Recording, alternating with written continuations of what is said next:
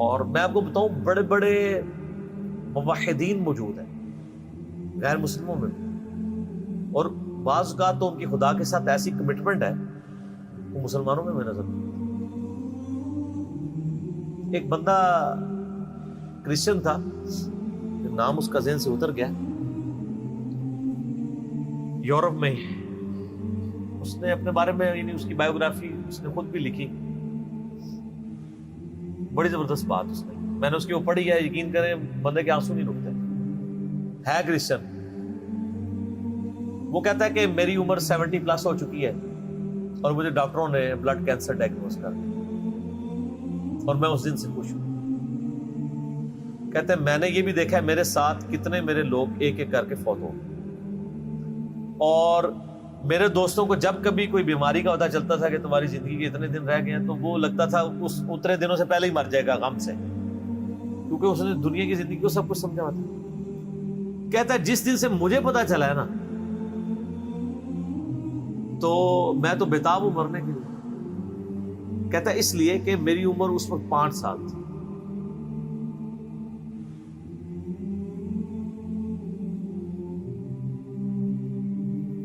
جب میں نے پہلی دفعہ یہ چیز سنی تھی کہ مجھے کسی نے پیدا کیا اور اس گارڈ کی ڈیمانڈ ہے کہ میں ہفتے میں ایک دن سنڈے کا دن اس کو دوں، اور کہتا ہے آج میری عمر 70 سال ہو چکی ہے، میری زندگی میں کوئی ایک سنڈے بھی ایسا نہیں آیا میں نے دنیا جان کی اپنی روٹینیں چھوڑ کے سنڈے کے دن میں نے پورا دن گاڈ کو دیا، اللہ کے، میں نے کبھی اس پہ کمپرومائز نہیں کیا، بڑے سے بڑے معاملات بھی۔ تو کہتا ہے مجھے امید ہے کہ جس گاڈ کے لیے میں نے اتنی کمٹمنٹ کے ساتھ زندگی گزاری ہے اور میں نے اس کے اوپر کسی کو کمپرومائز نہیں کیا، وہ مجھے رسوا نہیں کرے گا۔ تو کیا ہمارے مسلمان بھی یہ دعویٰ کر سکتے ہیں؟ کتنے مسلمان جو کہ جی ہم نے جب سے سنا ہے کہ 5 وقت کی نمازیں ضروری ہیں، میری زندگی کی ابھی نماز بھی کچھ ہوئی۔ ایسے لوگ جو خدا کے ساتھ کمٹمنٹ رکھنے والے لوگ ہیں، ان کو گیون سرکمسٹانسز میں جتنا اللہ کا تعارف ہوا، نبی علیہ السلام کا پیغام بھی پہنچا تو ٹیمپرڈ فارم میں، وہ اللہ تعالیٰ اس کا معاملہ کرے گا، اور اللہ تعالیٰ کے اوپر کسی کی دھونس نہیں ہے، یہ ذہن میں رکھیے۔ بخاری اور مسلم دونوں میں حدیث ہے، نبی علیہ السلام فرماتے ہیں اگلے زمانوں میں ایک شخص تھا جس کی موت کا وقت قریب آیا تو اس نے اپنی اولاد کو جمع کیا کہ میں تمہارا کیسا باپ تھا؟ ان کا بڑے اچھے باپ تھے۔ انہوں نے کہا اگر تم مجھے اچھا سمجھتے ہو تو میری ایک وصیت ہے، جب میں مر جاؤں میری لاش کے ٹکڑے ٹکڑے کر کے اس کو آگ لگانا اور اس کی راکھ کو ہواؤں میں اور پانیوں میں اور کھیتوں میں بکھیر دینا۔ لئن قدر اللہ علیہ، اگر اللہ تعالیٰ نے مجھ پہ قدرت پال تو مجھے ایسا عذاب دے گا کہ کسی کو نہیں دیا ہوگا۔ یعنی وہ سمجھتا تھا میں خدا کے لیے وہ کمٹمنٹ کی زندگی نہیں گزار سکا۔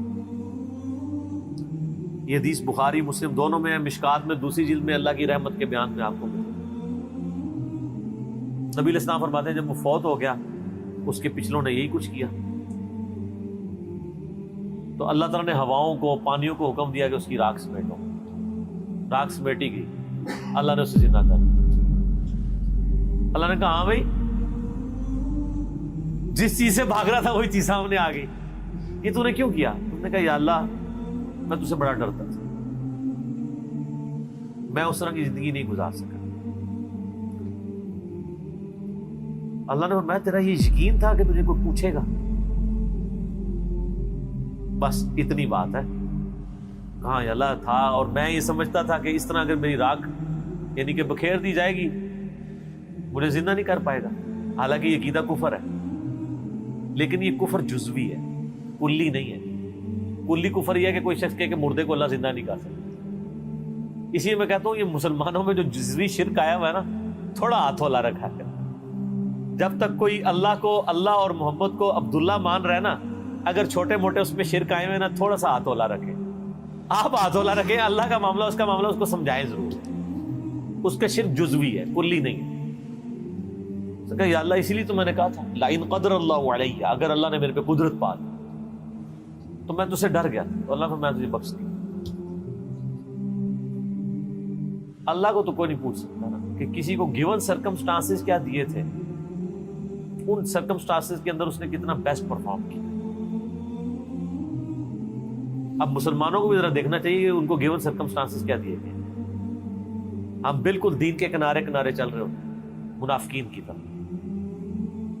کیا ہم اپنے دنیاوی معاملات میں بھی کنارے کنارے چلتے ہیں یا فرنٹ سے لیڈ کر رہے ہوتے ہیں ہم مسلم؟ بڑھ چڑھ کے دین کی بات آ رہی، ناری کھوتی مر جاتی ہے، یعنی گدھا مر جاتا ہے۔ پرانے زمانے میں محاورہ بولا جاتا تھا نا، فلانے دی کھوتی مر جانا یا گدھا مر جانا، کہ جب وہ کام کی باری ہے تو ساتھ ہی گدھا مر گیا۔ اور کوئی اور اس میں ہمارے ساتھ کوئی ہمدردی بھی نہیں کرتا۔ میں اکثر کہتا ہوں کہ آپ دن کے وقت اپنے موٹر بائک کی ہیڈ لائن آن کر کے نا 1 کلومیٹر بھی سفر نہیں کر سکتے، آپ کو راستے میں کئی بندے ایسے ایسے اشارہ کریں گے، لیکن آپ ایک مسجد میں 50 سال تک بغیر سنت کے طریقے کے نماز پڑھتے رہے، کوئی بھی آپ کو ایسے ایسے نہیں کرے گا، کیونکہ وہ آپ کے شر سے ڈرے گا۔ آپ بھی مجرم ہے، اور وہ اس لیے مجرم ہے کہ اس کو چاہیے کہ وہ دیکھے۔ مجھے بتائیں، آپ کے سامنے ایک نابینا شخص ہے اور وہ ایک گڑھے میں گرنے والا ہے، تو آپ چیخ نہیں مار دیں گے ایک بار؟ اور وہ نابینا بھی آپ کی چیخ کو بھول کے کہے گا شکر ہے اس نے بچا لیا۔ لیکن دین کے معاملے میں آپ کسی کو پیار سے، محبت سے، کسی طریقے سے بھی سمجھانے کی کوشش کرے تو وہ آگے سے آپ کو دشمن سمجھتا ہے، لیکن دنیاوی منفعت میں نہیں سمجھتا، کہتا ہے مہربانی سر، بڑی مہربانی۔ دین کے معاملے میں، اور دین کا یہ حال ہے کہ سب سے آخری پرائرٹی پہ ہے۔ بچہ بھی اسکول میں داخل کرانا 10 بندوں سے مشورہ ہوتا ہے، اور دین یہ ہے کہ جس آپ فرقے کی محلے کی مسجد میں پیدا ہوئے ہیں آپ کا وہی فرقہ ہے، ٹوٹل یہ آپ کی تحقیق ہے۔ میری جو پچھلے دنوں جو ویڈیو ایک چھوٹی چڑی تھی، زندگی بدلنے والی گفتگو، اس میں نے یہی تو پرونا رویا ہے کہ ادھر تو پیکے والا ہی معاملہ چل رہا ہے۔ تحقیق کا مطلب یہ سمجھتے ہیں کہ اچھا اب میں نے تحقیق یہ کرنی ہے کہ چونکہ میرے محلے کی مسجد بریلویوں کی ہے تو بریلوی کون ہوتا ہے جس کو یہ کام کرنے چاہیے۔ وہ اس طرف نہیں جائے گا کہ میں اسلام کو دیکھوں، وہ بریلوی دیوبندی اہل حدیث شیعہ کی طرف جائے گا۔ یہ آپ نے دیکھا کتنا فرق ہے؟ کوئی بندہ کہ جی میں تحقیق کر کے مسلمان ہوں، جتنے بریلوی دیوبندی اہل حدیث بیٹھے ہوئے ہیں وہ اس لیے کہ ان کے باپ دادا تھے یا انہیں محلے کو وہ مسجد لگتی تھی۔ تو سر میرا ایک معصومانہ سا سوال ہے کہ اگر آپ کے محلے میں قادیانی کی مسجد عبادت گاہ لگتی ہوتی یا آپ کے ابا جی قادیانی ہوتے تو آپ ماشاءاللہ بہت تحقیق کر کے مسلمان ہو جاتے، قادیانی ہوتے۔ اور دوسری طرف حال یہ ہے کہ جاہل سے جاہل آدمی بھی میرا جیسا کپڑا خریدنے جائے نا، کپڑے کو ایسے کر کے ضرور دیکھتا ہے، لیکن دین کے کسی عمل کو ایسے کر کے نہیں کوئی دیکھتا کہ یار نماز، یعنی ہر ایک کو نہیں پتا کہ کوئی اس طرح نماز پڑھے کو میں چیک ہی کر لوں یا نماز کس طریقے پہ، اور کوئی اتنا لمبا کام بھی نہیں ہے۔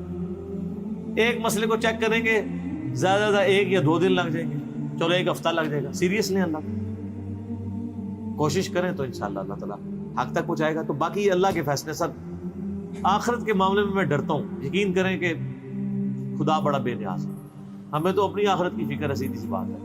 ہم تو کہتے ہیں اللہ تعالیٰ ہماری غلطیوں سے درگزر فرمائے، چاہیے کہ ہم لوگوں کے بارے میں فیصلہ کریں۔ میں تو اپنے بدترین دشمنوں کے بارے میں بھی قطعاً یہ یعنی جرأت نہ کروں کہ میں ان کی آخرت کا فیصلہ کروں، ناٹ ایٹ آل۔ آپ دیکھیں میں یزید کے بارے میں، میرے بارے میں میں بڑا سخت رویہ رکھتا ہوں، لیکن کبھی آپ نہیں سنیں گے کہ میں نے اس کو کہا کہ وہ جہنمی ہے۔ آخرت کا فیصلہ اللہ نے کرنا ہے۔ دنیا میں ڈنگے کی چوٹ پہ جس نے غلط کیا اسے غلط کہیں گے، آخرت کا معاملہ جو ہے وہ چونکہ اللہ کے پاس ہے، اللہ کا فیصلہ ہے جس کے ساتھ جو معاملہ کرے۔ تو صرف جو دنیا کی جوڈیشری میں مقدمہ پیش کر کے آپ نے نہیں جیتنا، اللہ تعالیٰ نے صرف شواہد کی بنیاد پہ فیصلہ نہیں کرنا، گیون سرکمسٹانسز بھی دیکھنا ہے۔ میں اس کی چھوٹی سی مثال آپ کو دیتا ہوں، آپ بھی اس کو مانیں گے۔ مجھے بتائیں، ایک شخص خانہ کعبہ شریف سے 2 کلومیٹر کے فاصلے پہ اس کی کوٹھی ہے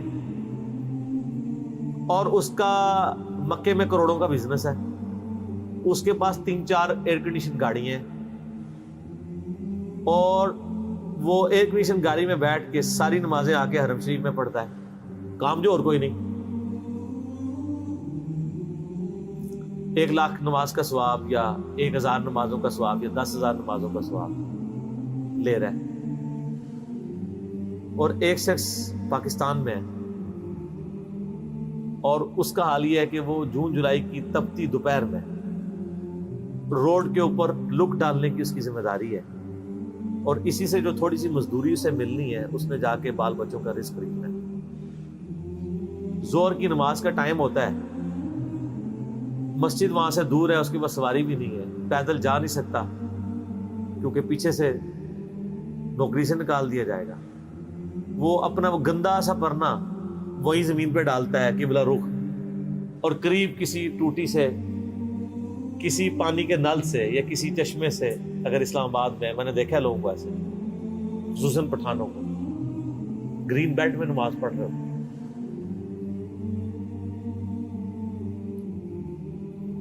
اور وہاں پہ بغیر جماعت کی وہ قبلہ رخ کھڑے ہو کے نماز پڑھ لیتے ہیں. آپ یہ کہیں گے کہ اس کو 1 لاکھ ضرب 27 جماعتیں 27 لاکھ نمازوں کا ثواب مل رہا ہے, اور اس بیچارے کو 1 نماز کی ثواب مل رہا ہے. میتھمیٹیکلی تو آپ کی ایکویشن ٹھیک ہے, لیکن اللہ نے تو گیون سرکمسٹانسز بھی دیکھنے ہیں. یہی وجہ ہے کہ نیکیاں تولی جائیں گی, گنی نہیں جائیں گی. گننے میں آئے تو سعودیہ والا پار, اور تولنے پہ آئے تو اس کی 1 نماز اس کی 27 لاکھ نمازوں پہ باری ہو جائے گی. جی سر, 1 روپے کے 1000 نوٹ پڑے ہوئے ہوں اور دوسری طرف 5000 کا ایک نوٹ پڑا ہوا ہو, تو ورتھ کس کی زیادہ ہے؟ 1 نوٹ کی. یہ 1000 اس کا مقابلہ نہیں کر رہے. کیوں؟ اس کی ورتھ زیادہ ہے. اللہ نے سرکمسٹانسز میں دیکھنا ہے. ایک ملٹی نیشنل میں جاب کرنے والا بندہ ایئر کنڈیشن کمرے سے اٹھ کے اٹیچ باتھ روم میں وضو کر کے بالکل قریبی ایک ایئر کنڈیشن مسجد میں جا کے نماز جماعت سے نہ پڑھے اور اپنے دفتر میں مصلی ڈال کے 2 منٹ میں فارغ ہو جائے, اس کی جماعت معاف ہو جائے گی؟ اس کی تو معاف ہو سکتی ہے جو روڈ کے کنارے یہ کر رہے ہیں, کیونکہ اس بیچارے کے گیون سرکمسٹانسز. تو اس لیے سر آخرت کے فیصلے نہ کیا کریں, ڈر جائیں. جتنا آپ کو اللہ کا خوف ہوگا نا, آپ آخرت کے بارے میں ڈریں. حقیقت بات ہے. اور پازیٹیو رہیں. میری وائف کا میرے ساتھ جھگڑا ہی رہتا ہے. میں بہت نیگیٹو چیزیں بھی لوگوں کی آبزرو کر کے نا, جب مجھے بالکل نظر آ رہا ہوتا ہے شواہد کی بنیاد کے اوپر بھی, میں درگزر کرتا ہوں. وہ آج بھی مجھے صبح کہہ رہی تھی کہ ایسے کیوں ہوتا ہے. میں نے کہا غصہ مجھے تم سے زیادہ آتا ہے, میری طبیعت زیادہ تیز ہے. کیا اتنی تیز تو نہیں ہوگی جتنی وائف کی, وہ زیادہ ہی تیز, لیکن میری طبیعت بھی بہت تیز ہے. لیکن میں جب یہ سوچتا ہوں کہ یار اس کو جو اللہ نے حالات و واقعات دیے تھے, اگر مجھے دیے ہوتے شاید میں اس سے بھی برا آدمی ہوتا.